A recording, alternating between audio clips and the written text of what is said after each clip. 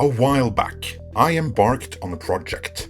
In conjunction with the release of Denis Villeneuve's upcoming Dune, I set out to read the extended literary Dune universe, including the additions by Brian Herbert and Kevin J. Anderson. Having read Frank Herbert's original Dune before, I decided to do it with a twist, namely, to read the books not in their order of release, but in the chronological order in which the story unfolds. Yes, your protests against doing it this way are duly registered and filed for further processing. I have registered your opinion, Spock, but decided I don't give a damn about it. I have already reviewed the chronologically first book in the Dune saga, the Butlerian Jihad, so check that out if you haven't already. In this video then, I'll take you through the second book, which is also the second part of the Legends of Dune trilogy, the Machine Crusade. In so doing, I will first take you through the setup of the story and the main characters, and then give you my reasonably spoiler-free review and verdict on the book itself. After I've done that, towards the very end of the video, I'll get into the spoiler section and reveal how the book ends, setting the stage for the next book. Before that though, I have to make another admission. As I said in the review of the first book, I don't read these books so much as I listen to the audiobooks, which I get from Audible.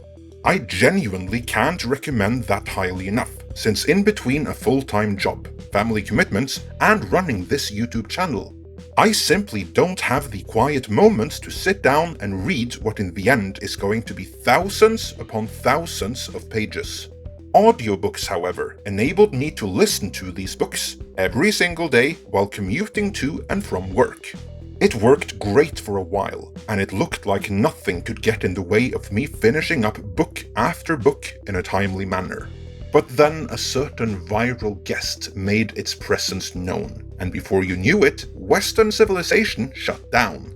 I was working from home after that, meaning I no longer commuted to work, meaning I no longer had the time I took for granted I would have to get through the Dune books. Hence, it took a little bit longer than planned to get through the second book. My location is mostly reopened by now though, and I am commuting again, so with any luck, the third book shouldn't take nearly as much time to get through. In any event, time is something I just might get more of, because the chances that Denis Villeneuve's Dune will actually be released in December of this year as planned are looking slimmer and slimmer by the day. At this rate, I honestly wouldn't be surprised if the movie ends up being pushed back by a year. But that's a discussion for another day, so let's stick to the here and the now, and review the Machine Crusade.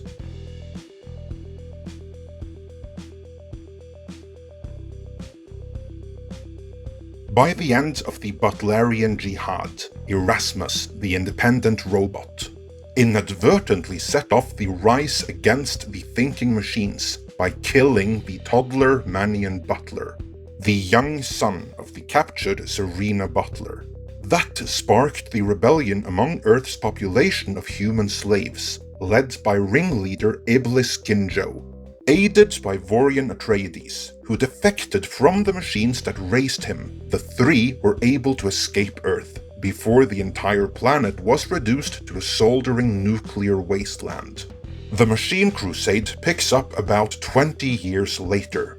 By this time, the war on the machines, called the Butlerian Jihad, in honor of the late Manion the Innocent and his mother Serena Butler, who is now the priestess of the Jihad. And it is a jihad, a holy war, because Iblis Ginjo, the ringleader from the rebellion on Earth, is a master manipulator who understands that in order to inspire true frenzy, any cause needs a religious component, which he has carefully crafted by building a legend around Serena and Manion the Innocent, all while making himself the Grand Patriarch of the Jihad. Iblis Ginjo has, as such, done very well for himself. In the 20 years between the books, he has gone from a slave on the machine-occupied Earth to one of the most powerful and influential men in the known universe. However, that kind of power corrupts, and as we will see over the course of the story, he is just as interested in preserving his own base of power as he is in winning the war. Meanwhile, Vorian Atreides has proven himself invaluable to the Jihad, and like Savior Harkonnen, who has come to be his best friend, he has risen to the rank of Primero in the armed forces. But the Jihad has already raged for 20 years by the time the story of the Machine Crusade begins, and it covers the span of another decade. So needless to say, the frenzy of the Jihad has waned just a little bit. The story in part covers the political maneuvering, and occasionally manipulation, required to keep the populace and politicians determined to keep fighting the synchronized worlds and the supreme machine intelligence, Omnius. On the machine side of things, Omnius is fighting a war on several fronts.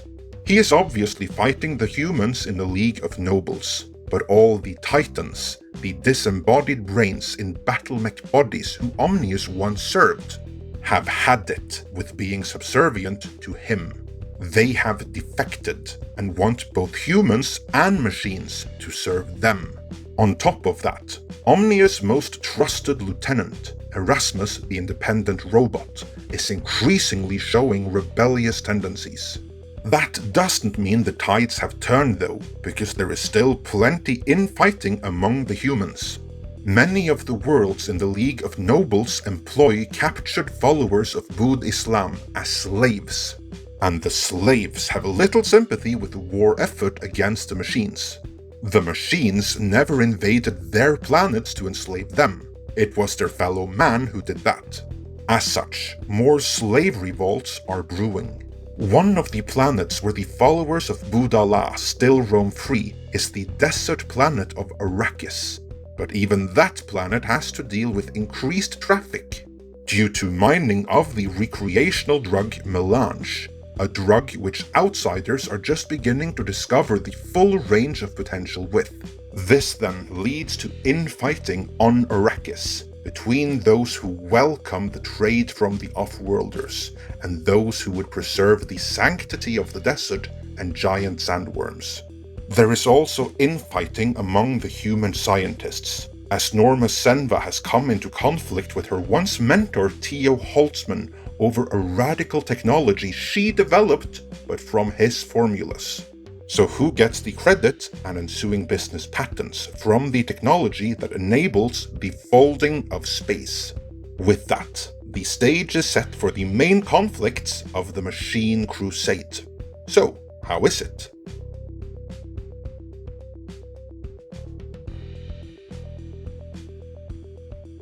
Before we get to my verdict of the novel itself, allow me to comment on its writing style.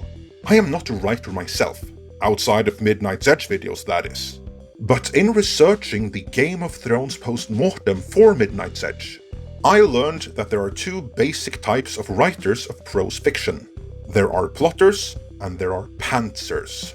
Plotters develop and break down the stories, beat for beat, often before committing a single word to the page, while pantsers develop the characters in their mind, and then in part develop the story by dropping their characters into new situations and see how they react and what happens.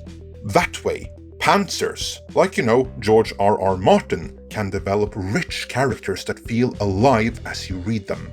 But pantsers can lose sight of the story, as the richness of the characters can force new story directions, making them write themselves out of narrative control, so they're never able to finish The Winds of Winter, let alone A Dream of Spring.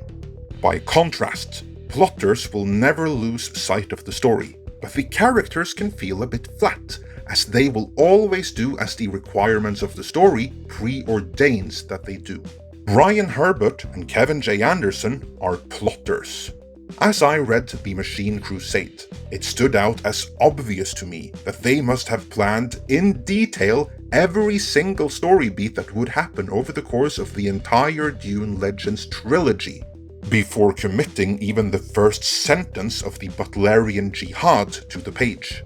The characters are fine, not saying otherwise, but after having read The Machine Crusade, it is very clear that the characters and their development is subservient to the story, and they come across a bit flatter for it. Some things are also awfully convenient, because the story ordains it must be so. For instance, the story needs to set up a certain planet as the ancestral home of a certain great house of the Landsrod for later on in the Dune universe. So the founder of this great house proceeds to knock up a woman while on shore leave there. This woman then needs to find a placeholder father figure to raise another man's twins, which she has no trouble at all doing. But then, a respectful amount of time before the biological father reappears into her life, the placeholder father figure is conveniently killed off. I think stuff like that may be one of the reasons why many of the fans of Frank Herbert object to the work of Brian Herbert and Kevin J. Anderson. The themes are much the same, but the execution is very different. That is not to say there is anything wrong with the story. On the contrary, the story is good, and I enjoyed it. But it is becoming clear to me that the whole Dune Legends trilogy, consisting of the Butlerian Jihad, the Machine Crusade, and the Battle of Corrin, are best assessed and enjoyed as a whole, because they're not really standalone works. I would, without hesitation, recommend the Machine Crusade, but only to those that have already read the Butlerian Jihad and who are in it for the Battle of Corrin as well. So far, with 2 out of 3 books done, this is good. I stand by my earlier assertion that this would make for a great TV series on HBO Max. The slavery angle in particular, however in your face I thought it was, would play exceedingly well in this day and age. If you don't want heavy spoilers, leave now. To set the stage for my eventual review of the 3rd book, The Battle for Corrin, I am about to reveal how the Machine Crusade ends. In order to give the populace a new cause to continue the jihad, Idlis Ginjo and Serena Butler orchestrate a situation in which she is killed, and seemingly brutally tortured by the ominous Evermind. Looks can be deceiving though, and upon learning not just that, but the full scope of Idlis Ginjo's crimes against humanity in order to preserve his position, and secondarily drive the jihad, Savior Harkonnen kills him. He also kills himself in the process, taking the information of Idlis' corruption with him to the grave. Only Vorian Atreides also knows. To everyone else, Savior Harkonnen will look like a traitor who killed the people's beloved Grand Patriarch. Theo Holtzman resolves the conflict between himself and Norma Senva by getting himself, and a good chunk of the city, killed in the explosive side effects of his shield during a slave revolt. Meanwhile, Norma Senva does crack the code to folding space, although the practice is very risky. A group of Buddha-Islamic slaves are able to escape captivity in one of her prototype vessels and teleport themselves to Arrakis. There, they join forces with the native Buddha-Islamic resistance movement against off-world traders and become the Free Men of Arrakis. I look forward to the next and final book of the Legends of Dune trilogy. If you haven't already, make sure to subscribe, so you don't miss out when that review is published, and before that, we'll have the ultimate retrospective of David Lynch's Dune coming your way in the very near future. Let me know your thoughts on all things Dune in the comments.